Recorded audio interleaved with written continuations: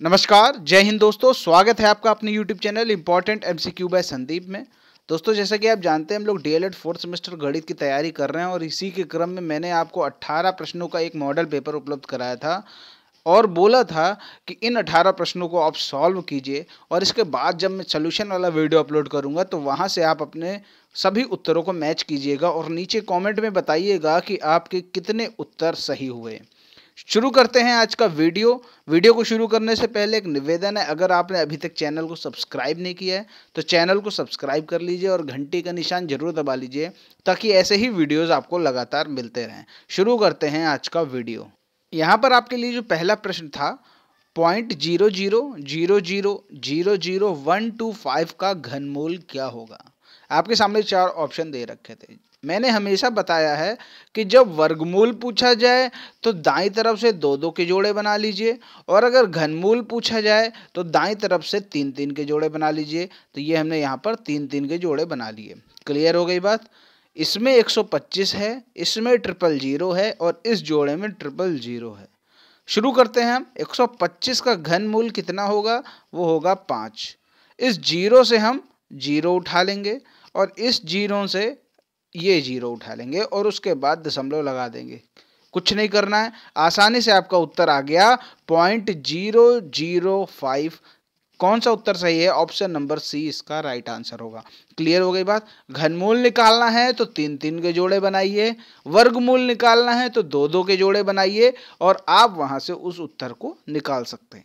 Clear हो गई बात। चलो अब आगे देखते हैं। अगला यहाँ पर जो प्रश्न है, किसी चक्रीय चतुर्भुज के 3 कोणों का योग 270 है तो चौथे कोण की माप क्या होगी। देखो, यहाँ पर आप चक्रीय चतुर्भुज का नाम सुनकर कंफ्यूज मत होइएगा। चतुर्भुज कोई भी हो, उसके अंतःकोणों का जो योगफल होता है वो 360 होता है। क्लियर। 3 कोणों का योग दे रखा है तो क्या चौथे कोण की माप आप नहीं निकाल पाएंगे? ठीक है, देखिए कुल कोण कितने होंगे, मतलब सारे कोणों का योगफल कितना होगा? 360 और 3 कोण का योगफल दे रखा है 270। तो चौथे कोण का मान आप घटा के निकाल लीजिए, आसानी से निकल आएगा। उत्तर इसका आ जाएगा 90 डिग्री, क्योंकि 360 में जब हम 270 को घटाएंगे तो आपका उत्तर आएगा 90। तो ऑप्शन नंबर ए इसका सही हो जाएगा। आगे बढ़ते हैं। अगला प्रश्न है, एक पासा फेंकने पर प्रतिदर्श समष्टि में अभाज्य संख्या के अवयवों की संख्या कितनी होगी। जैसे हम कोई पासा फेंकते हैं, एक पासा यहाँ फेंका जा रहा है तो या तो 1 आएगा, या तो 2 आएगा, या तो 3 आएगा, या तो 4, 5, 6, यही तो नंबर्स आ सकते हैं। इनके अलावा तो कोई नंबर्स आएगा नहीं। तो यहाँ पर अब बताइए अभाज्य संख्याएं कौन कौन सी हैं। ये 2 अभाज्य संख्या है, 3 अभाज्य संख्या है और 5 अभाज्य संख्या, यानी कुल मिलाकर यहाँ पर 3 अभाज्य संख्याएं आ सकती हैं। तो यहाँ पर जो सही उत्तर होगा वो होगा ऑप्शन नंबर डी, 3। क्लियर हो गई बात। चलो अब आगे देख लेते हैं। प्रश्न संख्या 4 है, 25x² माइनस 625 बराबर 0। कैसे सॉल्व करेंगे? यहाँ पर x का मान ज्ञात करना है।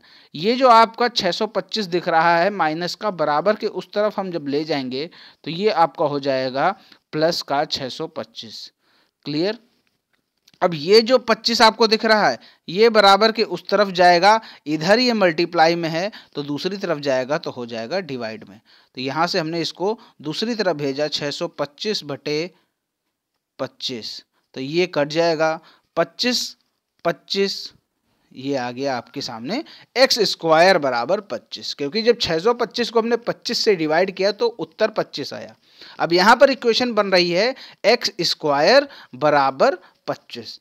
क्लियर हो गई बात। अब यहाँ से जब हम स्क्वायर हटाएंगे तो ये हो जाएगा x बराबर √25। और आपको ये मालूम है कि 25 किसका वर्गमूल होता है?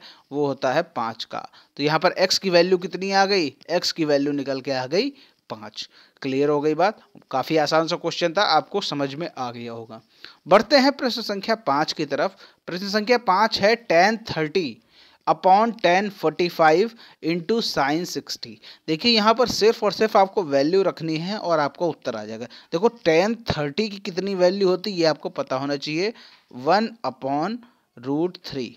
ठीक है, ये tan 30 की वैल्यू है। अब अगर हम tan 45 की बात करें कि tan 45 की वैल्यू कितनी होती है तो वो होती है आपकी 1। ठीक। और यहाँ पर लिखा हुआ है साइन 60 का मल्टीप्लाई करना है, तो साइन 60 की कितनी वैल्यू होती है, √3/2। क्लियर हो गई बात। अब अगर हम इसको सॉल्व करें, किसी भी संख्या का अगर हम 1 से डिवाइड करें या फिर 1 से मल्टीप्लाई करें तो वही सेम नंबर आता है, ये तो आपको मालूम होगा। तो यहाँ पर अगर हम जब इसको डिवाइड करेंगे 1 से तो आपका 1/√3 ही आएगा। क्लियर हो गई बात। तो यहाँ पर अगर हम इसको मिटा दें, ये 1/√3 ही आएगा। तो यहाँ पर आपके सामने क्या हो जाएगा, 1/√3 गुणे √3/2, यही तो होगा। तो यहाँ पर हम लिख देंगे 1/√3 और गुणे √3/2। तो ये √3 कट जाएगा, उत्तर आपके सामने आ गया 1/2। तो यहाँ पर कहीं ऑप्शन में 1/2 ऑप्शन में है, ऑप्शन नंबर सी है 1/2, तो यही इसका सही उत्तर। बढ़ते हैं प्रश्न संख्या 6 की तरफ। 3x² + 10x + 8 = 0। यहाँ पर इसको क्या करना है, x की वैल्यू फाइंड आउट करनी है। तो सबसे पहले हमें इसके गुणनखंड करने होंगे, तब यहाँ पर x की वैल्यू हम निकाल सकेंगे। देखिए बराबर में अगर 0 लगा है तो इसका ये मतलब है कि यहाँ पर x की वैल्यू फाइंड आउट करनी। अगर ये 0 ना लगा होता तो इसका मतलब होता कि सिर्फ इसके गुणनखंड करने हैं।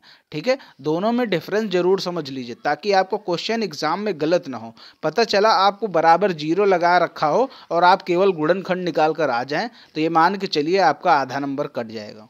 क्लियर। तो यहाँ पर ये चीज समझ लीजिए। अब इसको अभाज्य गुणनखंड करेंगे कैसे, देखिए यहाँ पर ये संख्या कितनी दे रखी, 8, और ये x² का गुणांक कितना दे रखा है, 3। तो 8 और 3 का कर देंगे गुणा, कितना आ गया, 24। अब यहाँ पर बीच वाली संख्या देखिए कितनी है, 10 है। तो यानी 10 को हम 2 पार्टों में तोड़ना है हमें। 10 को हमें ऐसे 2 पार्टों में तोड़ना है कि जोड़ने या फिर घटाने पर तो 10 आए लेकिन मल्टीप्लाई करने पर 24 आए। ये कैसे होगा, देखिए अगर हम 6 और 4 को जोड़ दें तो कितना आता है, 10 आता है। लेकिन अगर इसी जगह 6 और 4 का गुणा कर दें तो कितना आता है, 24 आता है। यानी 10x को हम 6x + 4x के फॉर्म में तोड़ेंगे। तो चलिए इसको सॉल्व करते हैं। यहाँ आप देख सकते हैं हमने 10x को 6x + 4x के फॉर्म में तोड़ लिया। अब इसके बाद हमें क्या करना होगा, अब हमें इसमें कॉमन लेना होगा, इसमें कॉमन लेना होगा। देखिए 3x² + 6x में कॉमन क्या मिल सकता है, देखिए 3 इसमें भी है और 3 दूना 6, 3 इसमें भी है। x² यानी x यहाँ है और x यहाँ भी है, यानी 3x यहाँ पर कॉमन मिल सकता है। तो हमने यहाँ पर 3x कॉमन ले लिया। जब 3x² में 3x कॉमन ले लेंगे तो यहाँ पर बचेगा केवल x। अब 6x में जब हम 3x कॉमन ले लेंगे तो यहाँ पर बचेगा केवल 2, क्योंकि जब 6x लिखा हुआ है और 3x हम इसमें कॉमन ले रहे हैं तो x कटेगा, 3 दूना 6, केवल 2 ही तो बच रहा है, इसीलिए हमने यहाँ पर 2 लिख दिया। अब यहाँ पर आपको कुछ नहीं करना, ये जो आपने x + 2 निकाला है इसी को सेम टू सेम उठाकर हमें यहाँ रख देना है। हमने यहाँ पर रख दिया। देखिए इसका तो हिसाब हो चुका है, ठीक है, अब इससे मतलब नहीं है, मतलब केवल 4x + 8 से हमने यहाँ पर उठाकर x + 2 रख दिया। तो अब हम केवल 4x और x को कंपेयर करेंगे, यानी यहाँ पर 4x ऊपर लिखा हुआ है और हमने नीचे x पहले से ही लिख रखा है। यानी हमने जब यहाँ से इसको उठाकर यहाँ रख दिया तो ये देखिए x पहले से ही रखा हुआ है। तो यहाँ पर हम क्या कर रहे हैं, ऊपर 4x है प्लस का 4x और नीचे x है, तो x अगर हम काट रहे हैं तो कितना आ रहा है, प्लस का 4 बच रहा है, तो वही हमने प्लस का 4 बाहर रख दिया।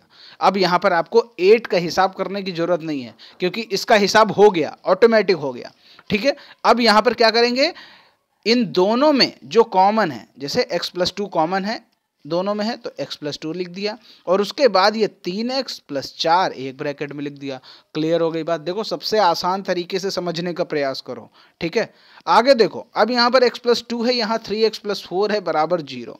अब हमें x की वैल्यू फाइंड आउट करनी है तो x + 2 बराबर 0 अलग कर लेंगे, 3x + 4 बराबर 0 अलग कर लेंगे। तो यहाँ पर +2 इधर है, इधर जाएगा तो हो जाएगा -2। तो यहाँ पर x की एक वैल्यू निकल आई, x बराबर -2। इसी तरह यहाँ पर 3x + 4 बराबर 0 है, तो 4 को जब इधर भेजेंगे तो इधर प्लस का इधर हो जाएगा माइनस का। 3x बराबर -4। अब यहाँ से जब 3 को हटाएंगे तो बराबर के उस तरफ जाएगा, इधर मल्टीप्लाई में है, दूसरी तरफ जाएगा हो जाएगा डिवाइड में। तो ये दूसरी वैल्यू कितनी निकल के आ गई, x बराबर -4/3। तो इस इक्वेशन से हम कह सकते हैं कि दो वैल्यूज आपके सामने निकल के आ गई। बढ़ते हैं अगले प्रश्न की तरफ। प्रश्न संख्या 7 है, a बराबर 5 6 7 8, b बराबर 2 4 6 8, a यूनियन b की वैल्यू क्या होगी। देखिए a यूनियन b, यूनियन का क्या मतलब होता है, यूनियन का मतलब होता है संगठन, ठीक है, यानी सभी को साथ लेकर चलना। तो यहां पर a में जितनी वैल्यूज हैं, b में जितनी वैल्यूज हैं, सभी को एक साथ लेकर हम चलेंगे।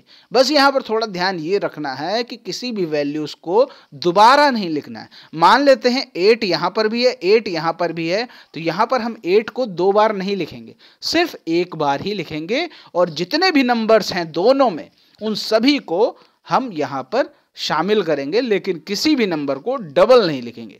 जैसे यहां पर हम अगर अरेंज ऑर्डर में लिखेंगे तो सबसे पहले हम छोटे से शुरुआत करेंगे, 2 4 2 4 5 5 6 6 7 8 7 8। देखिए ये 6 और ये 8, ये भी हो चुका है। क्लियर हो गई बात। ए यूनियन बी का मतलब आप समझ गए होंगे।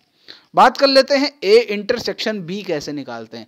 ए इंटरसेक्शन बी अगर आप ध्यान से देखेंगे ये लिखा हुआ है, अगर हम इसको थोड़ा सा पलट देंगे तो ये सी की तरह दिख रहा है, ठीक है। अगर आप मोबाइल को थोड़ा सा घुमा लेंगे 90 डिग्री पे तो ये सी की तरह दिखेगा, और सी से होता है कॉमन, ठीक है, थोड़ा याद रखिएगा, सी से होता है कॉमन। कॉमन का मतलब हो गया कि जो दोनों में कॉमन है सिर्फ हम वो लेंगे। यहाँ पर जैसे यहाँ पर 6 8 इसमें भी है, 6 8 इसमें भी है, तो हमने यहाँ पर ए इंटरसेक्शन बी में 6 8 को शामिल किया हुआ है। कोई डाउट हो नीचे कमेंट में हमें जरूर बताइएगा।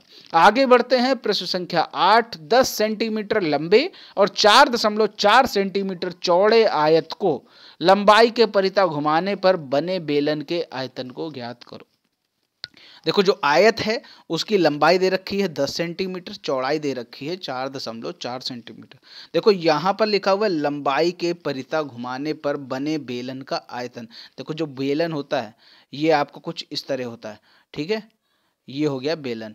तो यहाँ से लेकर ये इसकी ऊंचाई होती है और ये इसकी क्या होती है, आर होती है, आर यानी त्रिज्या, ठीक है। तो ये आपकी हो गई त्रिज्या, ये वाली, ये आर हो गई, और ये जो हो गई वो हो गई एच। जब हम आयताकार कोई चीज है उसको लंबाई के परिता घुमा रहे हैं तो लंबाई के जो परिता घुमाएंगे तो ये जो नीचे का आधार होगा वो लंबाई के बराबर होगा, ठीक है। ये जो इसका आधार, आधार कैसा है, वृत्ताकार है। वृत्ताकार का जो आधार ये पूरा, यानी जब ये पूरे की बात करते हैं, इसके आउटर सरफेस की बात करते हैं तो हम मतलब परिधि की बात करते हैं, यानी जो इसकी लंबाई होगी वो वृत्त की परिधि के बराबर होगी। तो वृत्त की परिधि का फॉर्मूला लगाते हुए हम लंबाई को उसके बराबर कर देंगे। अब जब लंबाई के परिता अगर हम घुमा रहे हैं किसी आयताकार कागज को या कोई आयताकार चीज है, तो अगर हम उसको लंबाई के परिता घुमा रहे हैं तो जो बेलन बन रहा है वो आयताकार कागज की चौड़ाई के बराबर होगा। देखो जो लंबाई होगी वो तो आधार के बराबर हो जाएगी, और जो आपकी चौड़ाई होगी वो बेलन की ऊंचाई के बराबर हो जाएगी। तो यही हमने यहाँ पर किया हुआ है। यहाँ देख सकते हैं परिमाप यानी परिधि होती है, तो परिधि का फार्मूला होता है 2πr, और जो परिधि है वो लंबाई के बराबर हमने रखी है, तो हो गई 10। परिमाप के नीचे यानी परिधि के नीचे हमने उसकी वैल्यू रख दी। अब 2πr की यहाँ से हम वैल्यू निकाल सकते हैं। 2 लिख दिया, पाई की वैल्यू हो गई 22/7 r, ठीक है। अब यहाँ से ये सब इधर चला जाएगा, जो चीज़ यहाँ पर नीचे है वो बराबर के उस तरफ जाएगी तो ऊपर हो जाएगी। जैसे यहाँ पर आप देख सकते हैं ये 7 है तो ये ऊपर आ गया, ये 2 और 22 ऊपर है, ये नीचे आ गया। क्लियर हो गई बात। अब इसको आप सॉल्व कर लीजिए तो आर की वैल्यू कितनी आ गई, 35/22। अगर ना आता हो तो करके दिखा दो, 2 पंचे 10, 7 पच्चे 35, 35/22। क्लियर हो गई बात। अब यहाँ पर हमारे पास आर निकल आया, तो अब आर निकल आया तो बेलन का आयतन निकाल लीजिए। बेलन का आयतन होता है πr²h, पाई की वैल्यू रख दी 22/7, आर है आपका 35/22, तो ये r² हो गया, 2 बार गुणा हो गया। और जो आपका h है, h क्या थी, वो आयताकार कागज की चौड़ाई थी, ठीक है, तो ये हो गई 4.4। अब यहाँ से आप इसको आराम से सॉल्व कर सकते हैं। 5 ये 22 और ये 22 कट गया, 7 5 35 ये हो गया, ठीक है। अब 22 से इसको काट देंगे तो ये हो जाएगा पॉइंट का 2, तो 5 गुणे 35 गुणे 0.2, तो ये आपका उत्तर आ गया 35 घन सेंटीमीटर। कोई डाउट हो तो नीचे कमेंट में बताना ना भूलिएगा। देखिए यहाँ पर कोई आपसे फीस चार्ज नहीं की जा रही है, कोई आपको डांटा नहीं जा रहा है, किसी भी तरह की कोई आपको दुविधा नहीं हो रही, इसीलिए अगर कुछ नहीं आता है तो कमेंट में पूछना मत भूलिएगा। क्लियर हो गई बात। आगे देखते हैं, प्रश्न संख्या 9 है, 2 सिक्के उछालने पर कौन से परिणाम प्राप्त होंगे। देखो जब 2 सिक्के उछाले जाते हैं तो 4 परिणाम प्राप्त होते हैं, ठीक है। देखो अगर एक सिक्का उछालने हैं तो या तो H आएगा या तो T आएगा, ठीक है। तो एक सिक्का उछालने पर कितने परिणाम प्राप्त हो रहे हैं, 2। लेकिन अगर इसी जगह हम 2 सिक्के उछालेंगे तो कुल परिणाम प्राप्त होंगे 4। और कौन कौन से परिणाम होंगे, या तो H आ सकता है, यानी जब 2 सिक्के उछालेंगे तो पहले सिक्के में H आ जाए और दूसरे सिक्के में भी H आ जाए, तो ये कंडीशन बन गई। दूसरी कंडीशन क्या बन सकती है कि पहले सिक्के में H आ जाए और दूसरे सिक्के में टेल आ जाए। तीसरी कंडीशन ये हो सकती है कि दोनों सिक्कों में टेल आ जाए। और चौथी कंडीशन हो सकती है कि पहले सिक्के में टेल आ जाए और दूसरे सिक्के में हेड आ जाए। तो यहाँ पर जब 2 सिक्के उछालेंगे तो कुल मिलाकर 4 परिणाम प्राप्त होंगे। अगर इसी जगह हम आपको एक चीज़ और बता दें, एक सिक्का उछालेंगे तो 2 परिणाम प्राप्त होंगे, 2 सिक्का उछालेंगे तो 4 परिणाम प्राप्त होंगे, 3 सिक्के उछालेंगे तो 8 परिणाम प्राप्त होंगे। ये होता कैसे है, देखिए जितने सिक्के उछालते हैं 2 की उतनी पावर लगा देते हैं। देखिए एक सिक्का उछाल लें तो 2 की पावर 1 बराबर 2। अब 2 सिक्के उछाल लें तो 2 की पावर 2 बराबर 4, 4 परिणाम हो गए। 3 सिक्के उछाल लें तो 2 की पावर 3 लगा दीजिए तो कितने परिणाम प्राप्त हो गए, 8। अब यहाँ पर अगर आपसे कहते हैं कि 10 सिक्के उछाले जा रहे तब कितने परिणाम प्राप्त होंगे, तो सीधा आप 2 की पावर 10 कर लीजिएगा, आपका उत्तर आ जाएगा। इसमें कोई भी डाउट की जरूरत नहीं है। चलो अब आगे देख लेते हैं, प्रश्न संख्या 10। यदि एक शंकु की त्रिज्या 3 सेंटीमीटर तथा ऊंचाई 4 सेंटीमीटर है तो उसका संपूर्ण पृष्ठ ज्ञात करो। तो शंकु का संपूर्ण पृष्ठ का फॉर्मूला याद होना चाहिए सबसे पहले तो, पाई आर ब्रैकेट के अंदर L प्लस आर। अब ये जो आर है ये तो पता होगा आपको, आर क्या है, त्रिज्या है। ये जो एल है ये शंकु की तिरछी ऊंचाई है। जैसे हम शंकु का अगर हम चित्र बनाएं तो ये आपके सामने शंकु का चित्र बन गया, ठीक। तो ये वाली जो ऊंचाई है इसको हम कहते हैं तिरछी ऊंचाई, और ये वाली जो ऊंचाई है इसको हम लोग ऊंचाई कहते हैं। और ये जो है ये आपका होता है त्रिज्या, ये 3 सेंटीमीटर दे रखी, और ये वाली जो है ऊंचाई ये आपकी 4 सेंटीमीटर दे रखी। क्लियर हो गई बात। अब यहाँ पर हमें क्या करना होगा, हमें L पता करना होगा। L का फॉर्मूला होता है √h² प्लस r²। तो आपके सामने h भी दे रखा है, r भी दे रखा है। h दे रखा है 4, r देखा है 3, तो 4 स्क्वायर 16 हो गया, 3 स्क्वायर 9 हो गया, तो 16 और 9 हो गया 25। √25 का मतलब होता है 5, क्योंकि जो 25 का वर्गमूल होता है वो होता है 5। तो यहाँ पर आपके सामने L निकल के आ गया 5 सेंटीमीटर। अब यहाँ पर इस फॉर्मूले में हम L की वैल्यू, R की वैल्यू और पाई की वैल्यू रखकर आंसर निकाल सकते हैं। देखिए संपूर्ण पृष्ठ, शंकु का संपूर्ण पृष्ठ पाई R ब्रैकेट के अंदर L प्लस R। तो पाई की वैल्यू हो गई 22/7, R की वैल्यू हो गई 3, N हो गया आपका 5, R 3, 5 और 3 हो गया 8। तो 22 गुणे 3 गुणे 8, 22 गुणे 3 गुणे 8/7। क्लियर हो गई बात। अब इसको सॉल्व कर लीजिएगा तो उत्तर आपके सामने आ गया 75.43 वर्ग सेंटीमीटर। क्लियर हो गई बात, बिना डाउट के समझ लीजिए। आगे बढ़ते हैं, प्रश्न संख्या 11। प्रथम 5 अभाज्य संख्याओं की मध्यिका ज्ञात करो। प्रथम 5 अभाज्य संख्या, सबसे पहले तो आपको पता होनी चाहिए अभाज्य संख्या कौन कौन सी होती। सबसे छोटी होती है अभाज्य संख्या 2। कई बार क्वेश्चन आता है कि सबसे छोटी अभाज्य संख्या कौन सी होती है, तो वो होती है 2, रट्टा मार लीजिए। अब प्रथम 5 यानी सबसे छोटी 2 हो गई, फिर उसके बाद कौन सी आती है 3, फिर 5, फिर 7, फिर 11। ये होती हैं आपकी अभाज्य संख्याएं। अब इनका निकालना है मध्यिका। तो मध्यिका निकालने के लिए सबसे पहले हम गिन लेते हैं ये कितने होते हैं। ये हैं आपके सामने 5। 5 है मतलब विषम है, तो विषम वाला मध्यिका का फॉर्मूला लगाएंगे। तो विषम वाला मध्यिका का फॉर्मूला होता है n+1/2वां पद। ठीक है, क्या करेंगे तो n कितना है, n यानी पदों की संख्या कितनी 5, तो 5 + 1/2 6/2 यानी तीसरा पद। यहाँ पर तीसरा पद जो होगा वही पद मध्यिका होगा। तो यहाँ पर अगर ये अरेंज नहीं होते हैं यानी आरोही क्रम में नहीं सजे होते हैं तो सबसे पहले हम इन्हें आरोही क्रम में सजा लेते हैं। और यहाँ पर क्या लिखा हुआ है, तीसरा पद मध्यिका है, तो पहला पद, दूसरा पद और ये तीसरा पद, यही आपका उत्तर होगा। यानी जो मध्यिका होगी वो होगी 5। क्लियर हो गई बात? ध्यान से देख लीजिए, चाहे तो इसका स्क्रीनशॉट ले लीजिए जैसे आपके समझ में आए। चलो अब आगे बढ़ते हैं लघुत्तरीय प्रश्नों की तरफ। एंगल P और एंगल Q का मान ज्ञात करो। ये PQRS, ठीक है, ये आपके सामने दे रखे हैं। तो एंगल P और एंगल Q का मान ज्ञात करना है। देखो मैं आपको ऐसे ही समझाता हूँ, लिखने को आप लिख लीजिएगा, मैं अभी आपको दिखा भी दूंगा। देखो ये जो PQRS है ये एक चक्रीय चतुर्भुज है। क्यों है? क्योंकि जो चतुर्भुज के चारों शीर्ष वृत्त की परिधि पर हैं। तो ये क्या हो गया, ये चक्रीय चतुर्भुज है। अब चक्रीय चतुर्भुज में क्या होता है, जो सम्मुख कोण होते हैं, सम्मुख कोण बराबर होते हैं। तो सम्मुख कोण बराबर होते हैं, सॉरी, जो चक्रीय चतुर्भुज होता है उसमें सम्मुख कोणों का योगफल 180 होता है। ठीक है, तो एंगल P और एंगल R का जो योगफल होगा वो 180 होगा। अब एंगल R तो पहले से 80 लेकर बैठा है, तो एंगल P के लिए क्या बचा, 180 - 80 = 100। तो यहां पर जो एंगल P निकल के आ गया वो आ गया 100। क्लियर हो गई बात?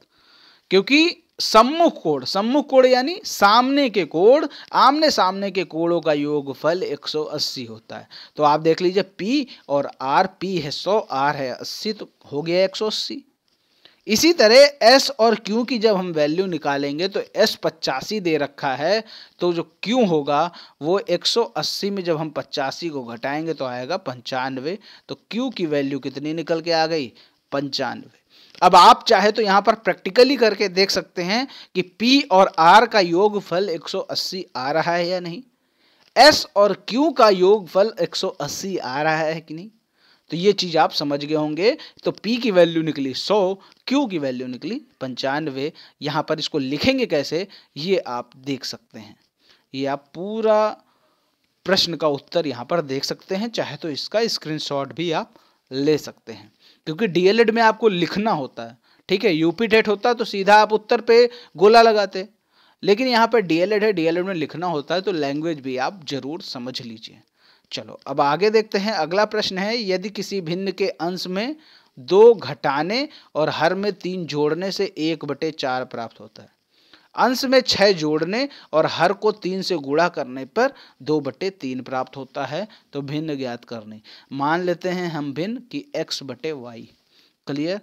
अब देखो यहाँ पर कभी कभी ये कंफ्यूजन होता है कि आखिर कभी कभी आपने देखा होगा कि भिन्न मानी जा रही है x/y, कभी कभी भिन्न मानी जा रही है x/(x-2) या फिर x+2। मतलब दोनों में सेम टू सेम ही जो आपका अल्फाबेट है वो होता है।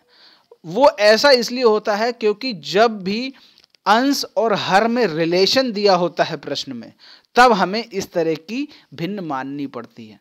लेकिन जब किसी प्रश्न में भिन्न का यानी अंश और हर का किसी भी प्रकार का रिलेशन न दिया हो तो आपको x/y ही माननी पड़ेगी, यानी अंश को अलग मानना पड़ेगा और हर को अलग मानना पड़ेगा। तो यहाँ पर पूरे प्रश्न में अंश और हर का कोई भी रिलेशन नहीं दिया हुआ है, तो यहाँ पर हमें x और y मानना पड़ रहा है, x/y। अब यहाँ पर प्रश्न के अनुसार हम चलते हैं, अंश से 2 घटाने और हर में 3 जोड़ते हैं। तो अंश में हमने 2 घटा दिया, हर में 3 जोड़ा, x/4 हमें प्राप्त हो गया। अब अगली कंडीशन ये कह रही है अंश में 6 जोड़ा जाए, ये 6 जुड़ गया, हर को 3 से गुणा किया जाए, हर को 3 से गुणा कर दिया, 2/3 प्राप्त हो गया। क्लियर हो गई बात?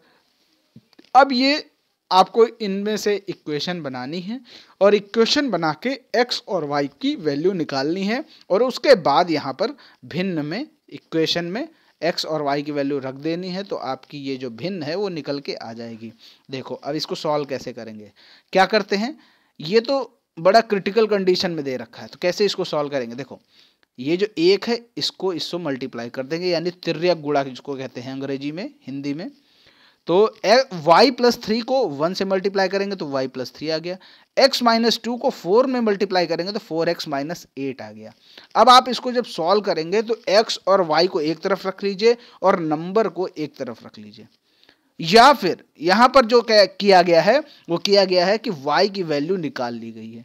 जैसे यहां पर 4x माइनस 8 है बराबर y प्लस 3 है, तो ये प्लस 3 है, इधर कर दिया तो यहां पर ये हमारे सामने y की वैल्यू निकल के आ गई, यानी y की वैल्यू कितनी आई 4x माइनस 11। ठीक है, अब दूसरी कंडीशन में चलते हैं। यहां पर भी हमने तिर्यक गुणा किया, 3 का x प्लस 6 में गुणा किया तो 3x प्लस 18 आया। y इंटू 3 यानी 3y में 2 का मल्टीप्लाई किया गया तो 6y आ गया। अब इसी y का मान इसमें रख देते हैं, ये जो पूरी इक्वेशन है इसमें रख देते हैं, तो y की जो ये वैल्यू दे रखी है तो इसकी जगह हम रख देंगे 4x माइनस 11।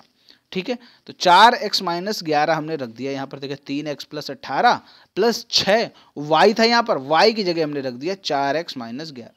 अब जब आप इसको सॉल्व करेंगे तो 6 चौको 24x, 6 का 11 में मल्टीप्लाई किया गया माइनस का 66। अब यहाँ पर x वालों को एक तरफ कर लो, नंबर्स को एक तरफ कर लो। जैसे ये 18 है, ये लिख दिया 18, ये माइनस का 66 है तो इधर आ गया प्लस का 66 हो गया। ये 24x है, ये 24x लिख दिया। ये 3x प्लस का इधर आएगा माइनस को हो जाएगा, तो 24 माइनस 3x होगा तो 21x आ गया। इधर 18 और 66 को जोड़ा तो हो गया 84। अब यहाँ से 21 हटाएंगे यानी इधर मल्टीप्लाई में है, इधर चला जाएगा डिवाइड में हो जाएगा, तो 84/21 हो गया आपके सामने। x की वैल्यू कितनी आ गई, x की वैल्यू आ गई 4। अब इसी x की वैल्यू 4 इक्वेशन 1 में रख दीजिए तो y का भी मान निकल आएगा। ये देखिए 4x माइनस 11 बराबर y। अब x की वैल्यू 4 रख दिया तो 4 इंटू 4, ये आपका x है तो इसी की जगह ये रख दिया हमने। ठीक है, तो 4 इंटू 4 माइनस 11 बराबर y, तो 4 इंटू 4 होता है 16, 16 माइनस 11 बराबर y, तो y की वैल्यू कितनी आ गई 5। अब x की वैल्यू आपने निकाली थी 4, y की वैल्यू निकाल लिया आपने 5, तो आपकी भिन्न जो हो गई कितनी हो गई 4/5। क्लियर हो गई बात? कोई डाउट हो बताइएगा जरूर। आगे बढ़ते हैं। वर्गाकार मैदान का क्षेत्रफल 441 वर्ग मीटर, परिमाप ज्ञात करो। देखो परिमाप जब हमें ज्ञात करना होता है तो का क्षेत्रफल का फॉर्मूला क्या होता है, भुजा स्क्वायर। क्षेत्रफल क्या दे रखा 441 बराबर भुजा स्क्वायर हो जाएगा, तो यहाँ से जब स्क्वायर हटाएंगे तो 441 का लग जाएगा अंडर रूट। तो 441 किसका वर्गमूल होता है, वो होता है 21 का, तो भुजा आपके सामने निकल के आ गई 21 मीटर। अब यहाँ पर परिमाप आपको मैंने बताया 4a होता है। ठीक है, 4a होता है तो a आपका निकल गया आ गया 21, तो 4 इंटू 21 बराबर 84 मीटर। क्लियर हो गई बात? ध्यान रखिएगा, जो वर्गाकार मैदान का क्षेत्रफल होता है वो भुजा स्क्वायर होता है, और जो वर्गाकार मैदान का परिमाप होता है वो होता है 4a। क्लियर? आगे बढ़ते हैं। प्रश्न संख्या 15। एक वर्गाकार बगीचे के चारों ओर 50 सेंटीमीटर चौड़ा मार्ग है। बगीचे की लंबाई मार्ग सहित 51 मीटर है। बगीचे का क्षेत्रफल ज्ञात करो। देखो ये आपका अंदर वाला जो है ये है आपका बगीचा। ठीक, अब इसके चारों ओर 50 सेंटीमीटर चौड़ा, यानी जो ये मार्ग की चौड़ाई है, मार्ग की चौड़ाई कितनी है 50 सेंटीमीटर है। ठीक है, और इस चौड़ाई को मिलाते हुए पूरे पार्क की यानी बगीचे की लंबाई कितनी हो जाती है 51 मीटर हो जाती। तो आप ये समझ गए कि कुल लंबाई कितनी हो गई 51 मीटर, मार्ग की चौड़ाई कितनी हो गई 50 सेंटीमीटर। अब यहाँ पर जो बगीचे का क्षेत्रफल पूछ रहा है, बगीचे की लंबाई मार्ग सही दे रखी 51 मीटर, यानी ये सब कुछ मीटर में दे रखा है और ये सेंटीमीटर में दे रखा है, तो सेंटीमीटर को हम मीटर में कन्वर्ट कर लेते हैं तो हमें सोल्यूशन करने में आसानी हो जाएगी। देखिए चौड़ाई 50 सेंटीमीटर तो 50/100 कर लिया, क्योंकि जब सेंटीमीटर को हम मीटर में कन्वर्ट करते हैं तो हमें 100 से भाग देना पड़ता है, तो ये 50/100 हो जाएगा 0.5 मीटर। अब थोड़ा यहाँ पर ध्यान से देखने की जरूरत है। अब बगीचे की जो लंबाई है, देखो जो मेन बगीचा है वो अंदर वाला है, और जो बगीचे के बाहर जो रास्ता बना है उसको मिलाकर ये पूरा है। ठीक है, तो हमें क्या करना है, बगीचे की क्षेत्रफल ज्ञात करना है केवल। ठीक है, तो हमें अंदर वाली चीज की बात करनी होगी। तो देखो इसको मिलाकर ये 51 है टोटल। ठीक है, हमें चाहिए केवल अंदर वाला, तो हमें क्या करना होगा, देखो ये 0.5 इधर की लंबाई है, 0.5 इधर की लंबाई है, यानी जो रास्ता है वो 0.5 मीटर चौड़ा है। तो हम क्या करेंगे, इस टोटल लंबाई में 0.5 इधर का घटा दें, 0.5 इधर का घटा दें, तो आपके अंदर के बगीचे की लंबाई मिल जाएगी। चूंकि वर्गाकार है तो केवल लंबाई मिल जाए तो उससे ही हम क्षेत्रफल निकाल लेंगे। तो 51 माइनस 0.5 इधर का घटाइए, 0.5 इधर का घटाइए, यानी 0.5 हो जाएगा 1। तो 51 में 1 घटाएंगे तो आ जाएगा 50 मीटर। यानी बगीचे की लंबाई आपके सामने निकल के आ गई 50 मीटर। तो बगीचे का क्षेत्रफल तो आसानी से निकले, भुजा स्क्वायर होता है, 50 का स्क्वायर किया तो हो गया 2500 वर्ग मीटर। चूंकि क्षेत्रफल है तो वर्ग मीटर में इसका उत्तर आएगा। क्लियर हो गई बात? कोई डाउट हो जरूर बताइएगा। अगला यहाँ पर जो प्रश्न है 15x की power 4 plus 3x square minus 18 का गुणनखंड कीजिए। देखिए यहाँ पर गुणनखंड करना है। अब यहाँ पर x की वैल्यू नहीं निकाली क्योंकि यहाँ पर 0 नहीं लगा है, ठीक है। तो यहाँ पर हमें x की वैल्यू नहीं, केवल अभाज्य गुणनखंड कर देने हैं। इस तरह के क्वेश्चन में आपको ध्यान देने वाली बात यह होती है कि आप तीनों में आप ये देख लीजिए कहीं कोई कॉमन चीज तो नहीं है, कोई कॉमन नंबर तो नहीं है। जैसे यहाँ पर लिखा है 15, ये लिखा है 3, यहाँ लिखा है 18, यानी यहाँ पर आप सब में देख सकते हैं कि सब में 3 कॉमन है।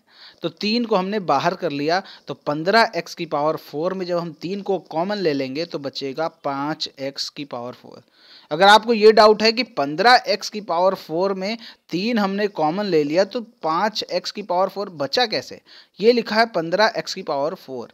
अब यहाँ से हमने 3 को कॉमन ले लिया तो 3 बचे 15, तो ये कितना बचा, 5x की पावर 4।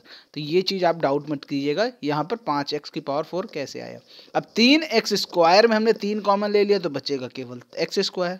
यहाँ पर 18 है, 18 में हमने 3 कॉमन ले लिया तो बचेगा यहाँ पर 6, ठीक है। क्लियर हो गई बात? अब यहाँ पर आपके सामने क्या बचा, 5x की power 4 plus x square minus 6। देखो यहाँ पर x की पावर 4 है, यहाँ x स्क्वायर, तो इससे डरना नहीं है आपको। वहाँ पर क्या होता है, जिसे नॉर्मल क्वेश्चन होते हैं, x square minus x plus 1 जो भी हो, इस तरह होता था। तो यहाँ पर x स्क्वायर, यहाँ पर x है, यानी यहाँ पर जो पावर है इसकी ये दोगुना है। वही यहाँ पर तो देखिए यहाँ जो पावर है उसकी ये दोगुना, तो इसमें डरने वाली कोई बात नहीं, एकदम सिंपल जैसे सॉल्व होता है वैसे हम करेंगे। यहाँ पर आप देख सकते हैं फिर से वही सिस्टम करना है कि हमें इसको ऐसे फॉर्म में तोड़ना है कि 6 और 5 का जो गुणा आएगा 30, तो वहाँ पर इन दोनों का गुणा 30 आना चाहिए। ऐसे हम इसको तोड़ेंगे। तो x स्क्वायर को हमने तोड़ दिया 6x square minus 5x square में, ठीक है। जब 6x square minus 5x square करेंगे तो आएगा x स्क्वायर ही, यानी हमने जो तोड़ा है वो बिल्कुल सही तोड़ा है। अब इसके बाद हमें कॉमन लेने की प्रक्रिया शुरू करनी होगी। 5x की पावर 4 प्लस 6x स्क्वायर में कॉमन क्या है, x square common, x square यहाँ भी है, एक्स स्क्वायर इसमें भी है, तो एक्स स्क्वायर को हम ले लेते हैं कॉमन। तो 5x स्क्वायर, 5x की पावर 4 में जब x स्क्वायर कॉमन लेंगे तो x स्क्वायर ये कट जाएगा, बचेगा 2, 5x की पावर 2। ये 6x स्क्वायर है, इसमें से हमने x स्क्वायर कॉमन ले लिया तो बचा केवल 6। ये चीज़ क्लियर हो गई। अब इसी 5x स्क्वायर प्लस 6 को उठा के हमने यहाँ रख दिया, ठीक है। अब इसका काम तमाम हो चुका है, बचा है केवल इतना। अब देखेंगे ध्यान से, यहाँ है माइनस 5x स्क्वायर, ये रहा, और नीचे हम 5x स्क्वायर ले चुके हैं, कॉमन ले चुके हैं 5x स्क्वायर। तो 5x स्क्वायर कट जाएगा, बचेगा माइनस का 1। तो जो बचता है वही हम ब्रैकेट के बाहर लिख देते हैं -1, ठीक है। समझ में आ गया? अब क्या करेंगे, एक्स स्क्वायर माइनस 1 एक ब्रैकेट में, 5x स्क्वायर प्लस 6 एक ब्रैकेट में, ठीक है। क्योंकि ये और ये इनसे मिलाकर हमने ये बना दिया, और ये एक्स स्क्वायर ये -1 एक ब्रैकेट में हो गया। क्लियर हो गई बात? अब ये देख लीजिए यहाँ पर आ गया x square -1, 5x square plus 6। अब यहाँ पर जो एक्स स्क्वायर -1 है, आपको फॉर्मूला अगर याद आ रहा होगा a square minus B square वाला, तो यहाँ पर भी वही कंडीशन बन रही है, एक्स स्क्वायर माइनस 1 स्क्वायर। ये 1 स्क्वायर हमने क्यों लिखा है, क्योंकि 1 को चाहे 1 स्क्वायर लिखो, 1 को क्यूब लिखो, और चाहे 1 की पावर 10 लिखो, कोई फर्क नहीं पड़ता, आंसर आपका 1 ही आता है। तो यहाँ पर a square minus B square वाला फॉर्मूला लगा दीजिए, यानी a माइनस बी प्लस और 5x स्क्वायर प्लस 6 को हमने एज इट इज रख दिया। तो आप समझ गए होंगे, बाकी 3 का 3 ऐसे ही रख दिया, एक्स स्क्वायर -1 को x -1 x +1 कर दिया, और ये 5x स्क्वायर प्लस 6 को हमने एज इट इज रख दिया। तो ये आपके हो गए अभाज्य गुणनखंड और यही आपका उत्तर आ गया। क्लियर हो गई बात। चलो अब बढ़ते हैं प्रश्न संख्या 17 की तरफ। मध्यिका ज्ञात करनी है, पद दे रखा है, बारंबारता दे रखी। पद आपके सामने है, बारंबारता ये है।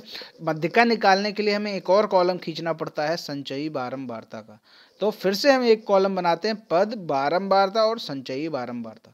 पद और बारंबारता तो आपके क्वेश्चन में ही दे रखा है, लेकिन जो संचयी बारंबारता इसको निकालने का तरीका होता है। जैसे ये बारंबारता आपकी दे रखी, तो इसके सामने सेम एज इट इज रख देते हैं, 2 का 2। लेकिन जब अगला रखेंगे तो 2 का जब 5 में ऐड करेंगे तब आएगा 7। अब इस 7 को जब 4 में ऐड करेंगे तब आएगा 11। अब 11 को जब हम 5 में ऐड करेंगे तो आएगा 16। 16 को जब हम 3 में ऐड करेंगे तो 19 आएगा। क्लियर हो गई बात। तो संचयी बारंबारता कैसे निकालनी है ये भी आप समझ गए। ठीक। अब अगला स्टेप क्या करते हैं, यहाँ पर हमें देखना होता है पदों की संख्या कितनी है। लास्ट का देख लीजिए कितना है, 19। 19 ही पदों की संख्या यहाँ पर होती है। तो हमने लिख दिया n बराबर 19। और ये 19 कैसा है, सम है कि विषम? विषम है। तो हम यहाँ पर विषम वाला फार्मूला लगा देंगे। विषम का फार्मूला क्या होता है मध्यिका में, n+1/2 वां पद। तो n कितना है, 19। तो 19 + 1/2 20/2 यानी 10वें पद जो होगा वही आपकी मध्यिका होगी। अब 10वां पद निकालेंगे कैसे, देखो यहाँ पर ऐसे तो कुछ पता नहीं चल रहा कौन सा है पद, ये है आपके। तो 10वां पद इसमें कौन सा है ये तो पता ही नहीं चलेगा। ठीक है, तो हम 10वां पद निकालेंगे कैसे, 10 से जस्ट बड़ी संख्या ढूंढिए कौन सी है, 10 से जस्ट बड़ी। यहाँ पर संचयी बारंबारता में 10 से जस्ट बड़ी ढूंढनी। आप 16 नहीं ले सकते, 19 नहीं ले सकते, 10 से जस्ट बड़ी जो संख्या हो वो है आपके सामने। इन सारी नंबर्स में 10 से जस्ट बड़ी संख्या है 11। अब 11 का पद देख लीजिए कौन सा है, 6। तो 11 का पद है 6। तो यहाँ पर हम कह सकते हैं 10वें पद का मान कितना होगा, 6। और जो मध्यिका होगी वो आपकी 6 आ गई। क्लियर हो गई बात, ये चीज आप समझ गए होंगे।